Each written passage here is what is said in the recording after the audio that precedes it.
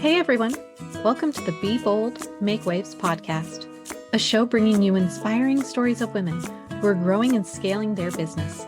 I'm your host, Laura Comark, a website and tech integration specialist who works with online business owners who love their work and not their website. Join me as we have incredible conversations about business, mindset, productivity, and of course, the website and tech behind the business. Let's go ahead and dive in to this week's episode. Hello and welcome to this week's show.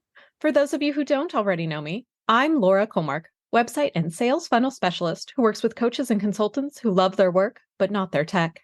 I'm so excited to introduce you to my guest today, Lynita Mitchell-Blackwell.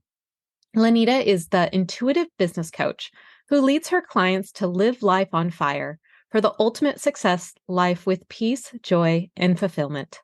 Lynita has built an award-winning law firm and publishing house and is a #1 bestselling author, CPA, and an ordained New Thought minister and recognized nationally as an outstanding community leader. Based on her latest book, Lynita loves sharing the formula to the ultimate successful life with peace, joy, and fulfillment. Lynita, thank you so much for coming on the show today. Can you tell our listeners a little bit about how you got to where you are today? Absolutely. And it was kind of how I got to you with some really good connections, networks, and favor. How about that? But I got into coaching, particularly with the intuitive business process, because I was my first client. So I have had a beautiful life. I have a wonderful family, great support system with my community. And they all gave me their blueprint for a successful life, which was to work hard and make money, and you'll be successful and you will live happily ever after. And by the smile on your face, I know that we were raised by the same parents, weren't we? And to be honest with you, it served me well. I got my CPA license, my law license. I founded my law practice. Um, had an award-winning media company for 5 years, publishing house, and accolades up and down my arms, right? And it was great until it wasn't, because I was addicted to the applause and having other people tell me how great I was. And I would do just about anything to hear oh, you're just so wonderful, Lynita. Just love having you on the team and you being here. And so if that meant going like days with only a couple of hours of sleep, I did that. And I said yes to a lot of things that I should have said no to. And it was not until my then 6-year-old daughter found me passed out in the middle of the floor from exhaustion. And I was too tired to get up to put my baby to bed.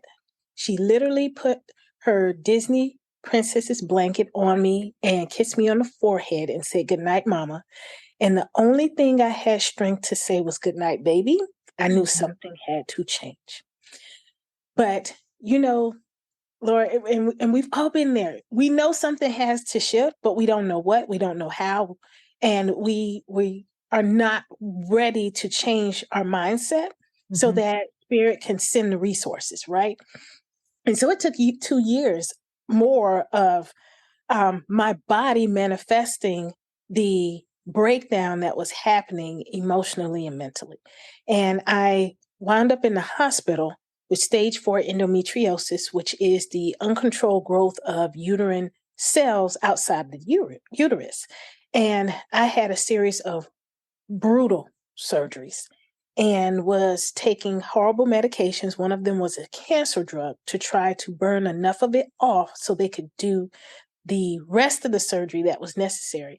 And so I spent a lot of time in hospitals and home resting. I had a lot of time to think and to pray. And I remember saying to God, if you bring me out of this, I will find whoever I need to help me turn this corner. And that's when things shifted. That's when my mind changed.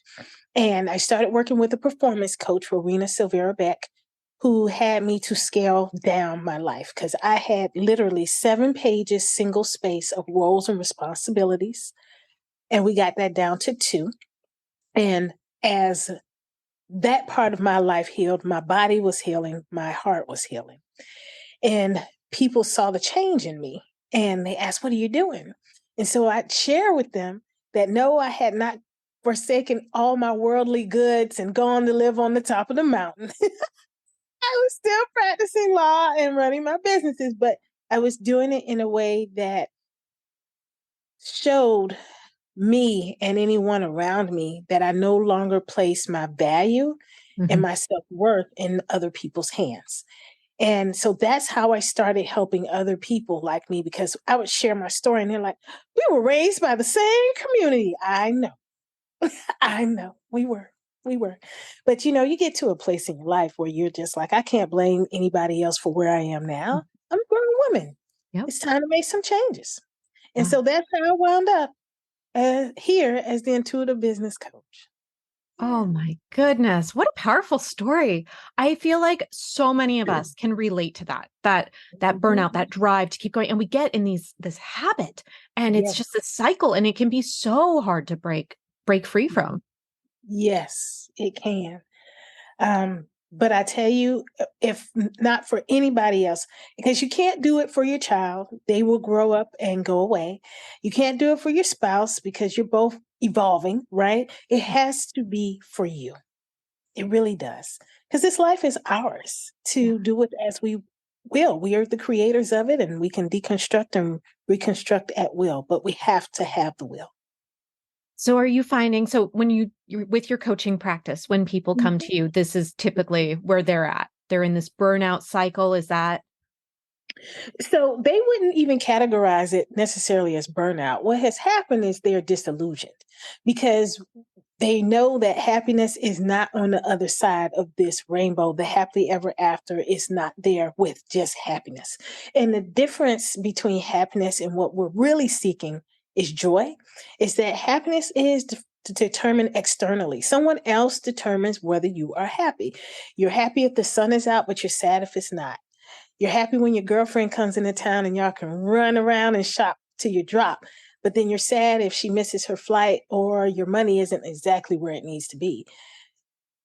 So that's not exactly what you're looking for. You're looking for joy, something that is sustainable, something that is honestly, it's an inside job. So the way to ensure that you have that joy, no matter what is going on externally, is through gratitude, thanksgiving. And I learned this morning from Dr. Laura, the other Laura, kindness. And when you put those together, that is a renewable fuel source for your life. So, no matter what is going on financially, if things are going crazy in your business and your relationships, because that's just part of life. I heard a young person say, "Life be life." And I was like, I like that. That's exactly right. But you can still have joy. And so that's what I work with my clients on is establishing what joy looks like for them. For me, it's peace and fulfillment. And so it doesn't mean that I don't still like nice things. I do. It's why I go to work every day. I like having a roof over my head. I like having a nice car. It just means that even if the roof caves in, I can find something to be grateful for. How about it didn't cave in on my head? yeah. Right, that I'm safe. So that's what I work with them to get to. Oh, I love that. I love how you're differentiating between happiness and joy. I don't know that I've heard that explained that way before, and it makes so much sense to Mhm. me. Well, these ad agencies, they're paid a lot of money to convince you that happiness and joy are synonymous. And the Hmm. reason they want to do that is so you will spend money on things that will make you happy. Happiness, because it is transactional Hmm. and it is temporary, means that you will continue to purchase. If you think about this stat, 78% of people are willing to pay for experiences so they can be happy. So we've just put a price tag on that. But there's no price tag for joy. And that's why nobody's talking about joy. Yeah, I mean, I'm thinking, this is getting me to think like, what are the things that bring me joy? Like things that bring me joy. I love going outside and moving, like getting Yeah. some movement. That brings me joy. Moving my body. I went for a 4-mile hike earlier this week. I cut out early. I have one of those friends in town that's not normally in town. I was like, ooh, want to go for a hike? And it brought me so much joy for us to go out and like move Mm. around and be outside. I was very grateful that I have my own business and can take off, on a Tuesday and go for a hike in this beautiful weather that we're getting in Southern California in the fall. But I would challenge you and say, Mhm. so that the real joy is your gratitude of having the business where you can take off. And the happiness is the hike with your friend. I love it. Yeah. But you've got it. You've got it. And I love it. But as easy as it is for us to do this right here, right now, you know, we're taking a lifetime and deconstructing what we've learned since Hmm. we were small. Um, and it starts when we enter school. You get a star if you were good, or a happy sticker. Yep. And if you weren't, you didn't get it, or worse, you got an upside down smile, which is the sad face. And that continues with grades and promotions and raises. And even when you get your own business with clients being happy and referring you, it's always external, something outside of you. Hmm. And we've been taught to define ourselves that way. So with your clients, when you do like gratitude practices, what are some of the things you do with them? So I ask them to make a list of the things that they're grateful for. And I always tell them that the thing can't be something tangible. These are the intangible things. And if you need to start with something you can touch, you have to start with you. So I'm grateful I have 10 fingers, excuse me. I'm grateful I have 2 hands. And then it transcends to, gosh, I'm so grateful to be able to experience this time right now, to be alive, to have the opportunities that I have. And it just continues to open up. And the reason that we do that is because we want to be able to put a label on the things that matter to us. Mhm. So, like I mentioned, for me, it's joy, peace, fulfillment. For someone else, it is going to be something else. And there's everything right with that. I just really want my clients to understand, and those watching this right now, that if somebody were to take away everything that you have and it was gone in an instant, that you could still be joyful. And from that, you could rebuild your life. You don't get caught up in a long-term depression where you can't move, because that's what happens when you place your entire value on things and Mhm. they are taken away. Then you have no anchor to this world, and then you're depressed, and it is hard to come out of that, and no one else can pull you out of that. That's something you have to do on your own. Oh my goodness. Do you have any sort of suggestions for our audience of like how often would you recommend that they practice doing like writing down their gratitude list? Is that like do it daily, do it weekly? Is there a special formula here or just do it? So if you are disciplined enough to just do it, then go on and rock on, my brothers and sisters, right? Um, I need structure. And so I do it every day. First Mhm. thing, and I know, right? So, sister, I do it first thing in the morning when I wake up. The house is quiet. Nobody is pulling on mom or wifey for things and action, right? And so I get up and I do my gratitude affirmations. I do my prayers, I stretch my body, and then I sit down for extended meditation and Thanksgiving. And during that time, I then go quiet so I can get the divine download as to what next, what now, or if it's just be still. And Mm. every day is something different. And this powers you for your day. Now, if you miss a day, will the world cave in? No, absolutely not. This is really about you, affirming you, expanding you for the more. Because everything that we have been taught is to be competitive and to achieve. That's good. The world changes, the world improves because we find problems and we design products and services to address them. That's how we eat, right? That's a good thing. But we can't get sucked down the pipe so that if those things don't produce every day, because they don't, businesses are cyclical, Mhm. that we don't become depressed and continuously saddened because what we've anchored into is no longer there. And so the gratitude practices help to remind us that this life is for us. I love that so much. I love gratitude practices. I love hearing how people do them. And it's something I've just found really fascinating.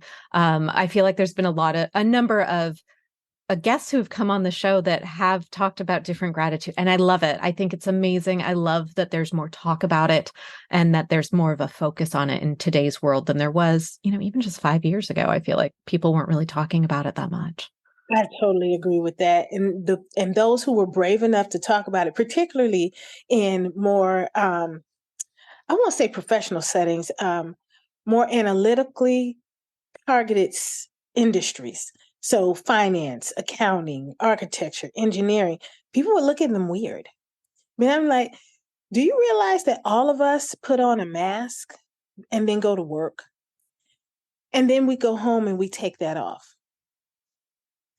If you did your gratitude practices and started to really like who you are and didn't define yourself by your profession and your title and your certifications and education, then you could show up authentically as the same person wherever you are.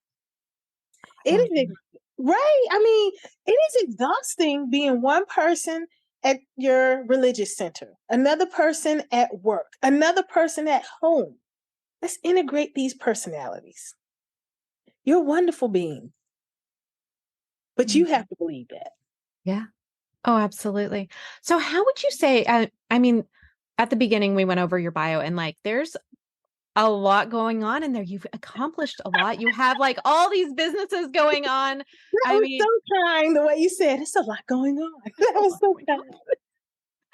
What would you, like, even just in terms of like, as a lawyer, how Mhm. would you say that having, kind of changing your gratitude and being more focused on that, bringing more joy, how has that changed how you show up as a lawyer? Oh my goodness. Let me tell you, since I have changed that focus, my law practice has expanded. And that is the reason that I'm saying, ladies and gentlemen, take off the mask. Show up authentically as you are. Stop looking to these things, these clients, to define you and your self worth and value. Because once you start resonating at that vibration of confidence, your clients come to you. I have two clients that chased me down this year. And I say it like that because I met both of them at conferences. I talked to them. We had a good conversation. And then, you know how people are pulling at you because they were pulling at them and me. And we said, we're going to get together. And it didn't happen. I did not plug in their contact information in my phone like I normally do. Either one of them, which is weird, right? And they had to find me on LinkedIn. They're sending me inboxes. I'm like, I don't know these people. Found my number, called me, reminded me, and they were like, I need you to send me a retainer so we can start working together. You're asking to send me money. You had to work to find me. When does that happen? I am not egotistical enough to believe that I am the only lawyer. I'm not, or the best. I do work hard. But we had the resonance because I was real. Yeah. And we I, all have that power. But we got to believe and we got to act and we got to do. I love that so much. I was on an expert panel earlier today in a private group, and one of the questions that was asked was about like where I find clients and how, and some things with that. And I said, for me, it's all about building relationship. Yeah. And I was doing a whole presentation on part of my process. And I was saying, I do a lot of calls with my clients because I want to build that relationship. With my clients, I have these long-term relationships with them where I get so ingrained in their business. I know what's going on. I do all the website and the text end. And then as they continue to like grow and evolve their business, I get to go along for the ride. And I love that. And so I was telling the ladies on the call, I said, for me, it's really just about having those calls so we can connect more so that we can build that relationship stronger. And that's, the clients that I've been real lucky lately that I get these great clients that come in, but I really do think it's just the relationship building. And then we find the personalities that really seem to mesh well instead of the ones that don't. That is exactly right. Well said. Well, I want to talk a little bit about your book. Okay. Yes. So tell me, I want to hear about this. First off, I want to hear about the process of what it was like to write your book and what sort of mindset stuff you had to overcome to get through, from page 1 to the end. So the book is entitled Live Life on Fire, The Ultimate Guide to a Successful Life Full of Peace, Joy, and Fulfillment.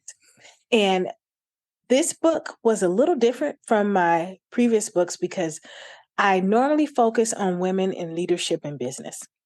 And while there are many examples of professional situations, because I believe we are holistic beings, I also have a lot of personal, so relationship with hubby, with daughter, friendship as well, because all of those things matter and they factor into the person that we are.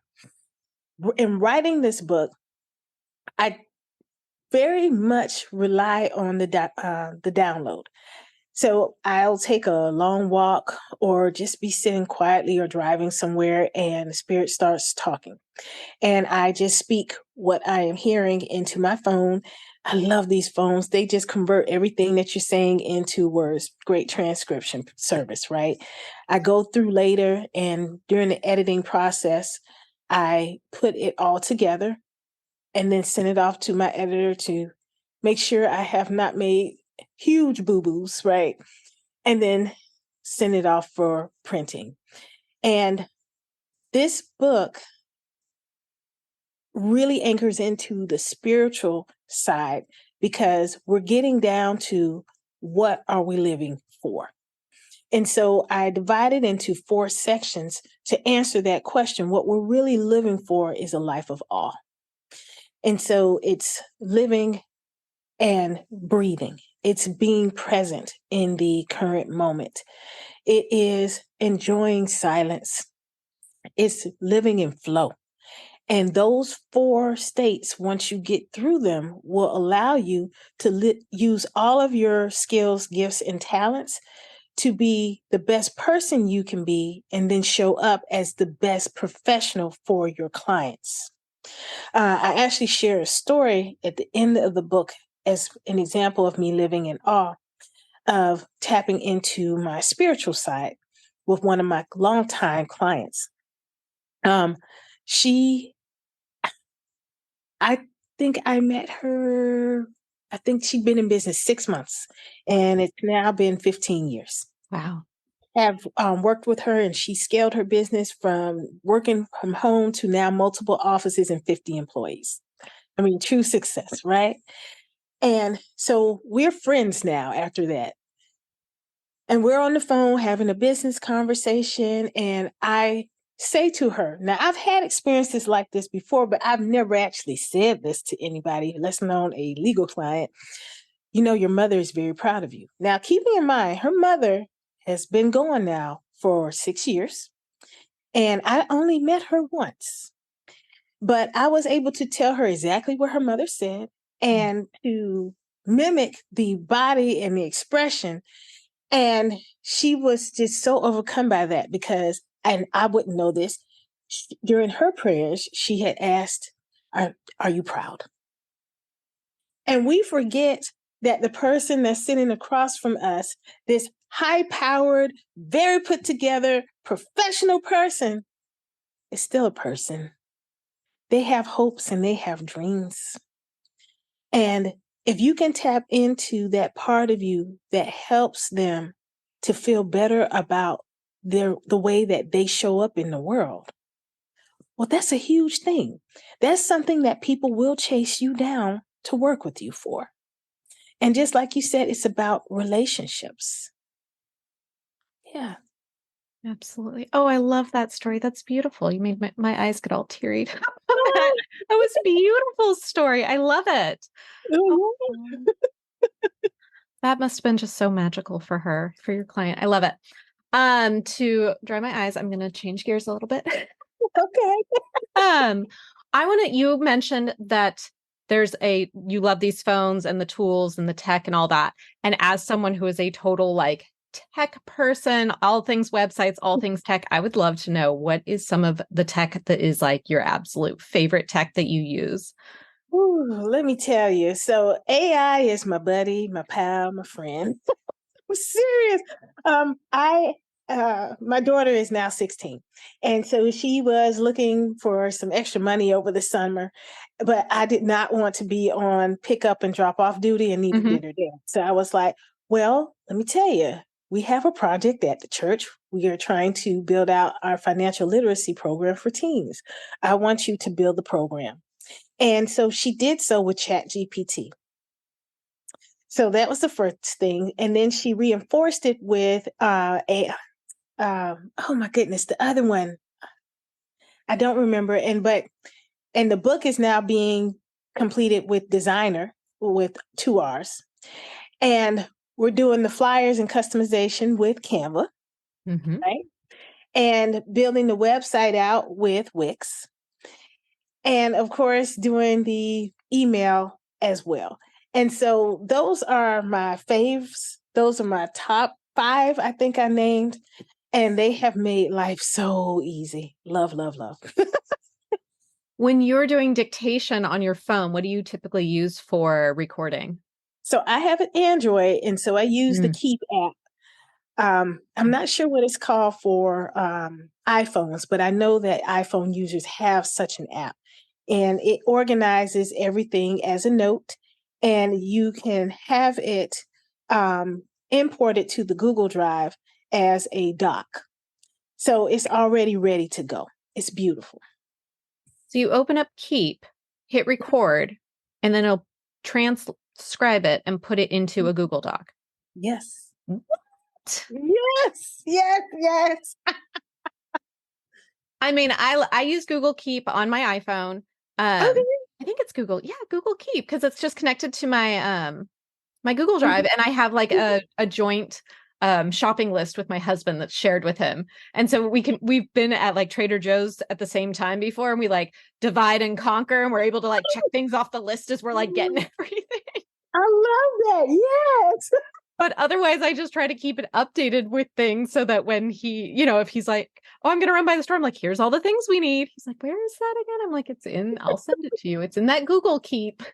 But I did not know that I could record in there and it would transcribe it and put it in a Google Doc. You just changed my life in more ways than one. But yeah, on your keyboard, there's a little microphone. And if you click on it, you can use that in any app. And so that's what I'm using in Keep. Okay. This is Yeah. amazing. I'm very excited to go test this out. Well, cool. What would you say in terms of like your coaching practice? What would you say that you're doing that's being very bold in the industry? Something you're doing different than some of the other coaches? So one of the things that I'm doing is I do not have the high ticket offer. And I do that on purpose because I very much get the impression that people, they get in these programs, they expect life-changing results, but without continuing the work after the program is over. And I've been in programs like that myself. I tell all my clients, this is the program, it's a year, this is the fee per month. And it's a year, not because it's actually going to take a year for us to do the work, but I need to ensure that this is like forever for you. I don't want you to backslide, and I need to be there to be supportive of you. And for those clients who don't do the work between those two appointments we have during the month, I tell them, hey, when you're ready, because I know life can get crazy, let's come back to this. But right now is not a good time. But I know for a fact that there are coaches out there who would just continue to take the money. And if you didn't do anything during the 2 weeks, oh well. Um, that's not consistent with my calling. Yeah. I love that. So Yeah. your program's a 12-month. Is it one-on individual coaching? Is it group coaching? What's sort of the container that's in? Yeah, so it's actually both. So I have the individual meeting and then the small group meeting. And I find that that works better because when you have three other people holding you accountable, normally you will do the work 'cause you don't want to show up as the only person who didn't do.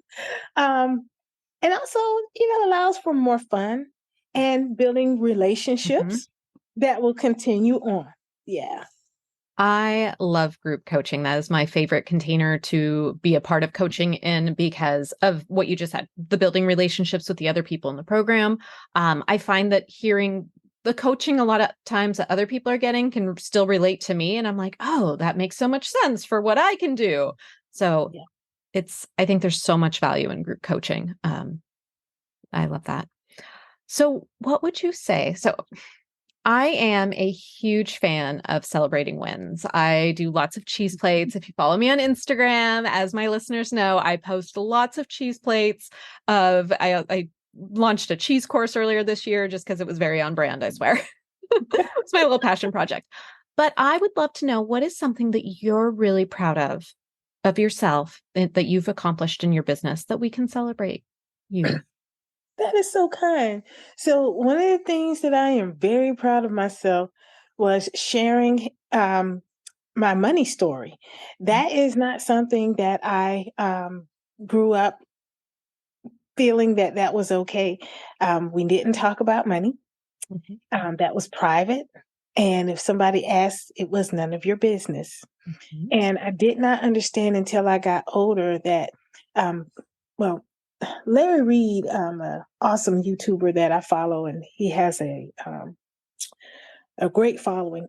He said it best. He said, "Money is actually the lowest form of prosperity," and what he meant by that is that by the time money shows up, there are so many other things that had to happen that you can't start there as the determination of whether a person is living the way they need to, right? It has to start in the mind and the heart, and then you speak and then you act, and then money shows up.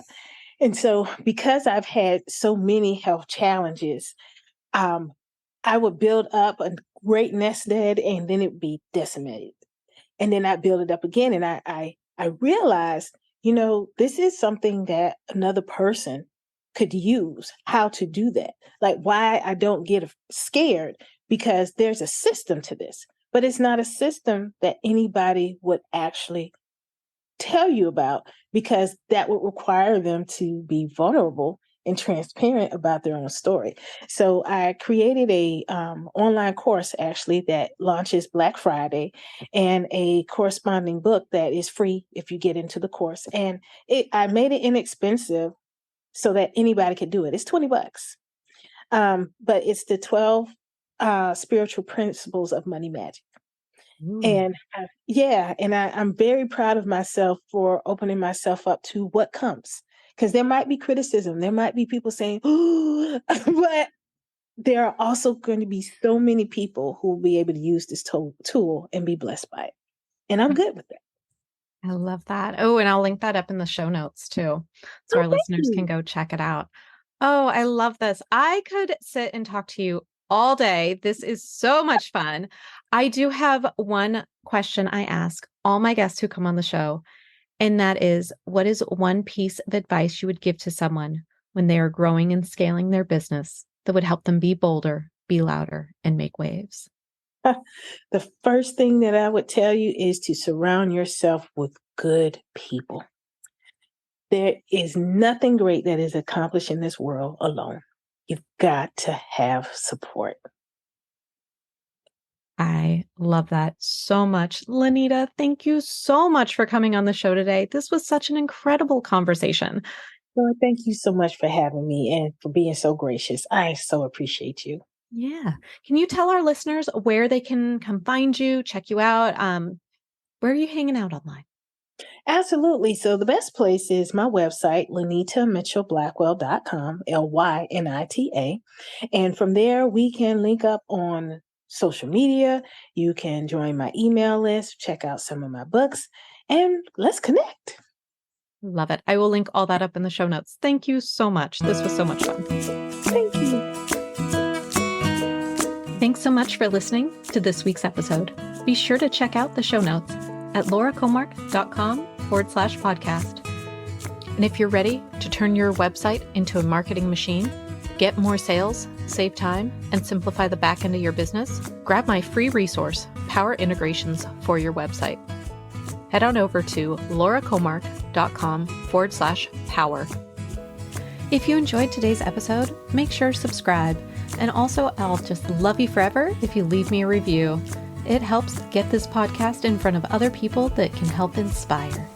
Thanks so much for listening. I'll see you next week. Bye now.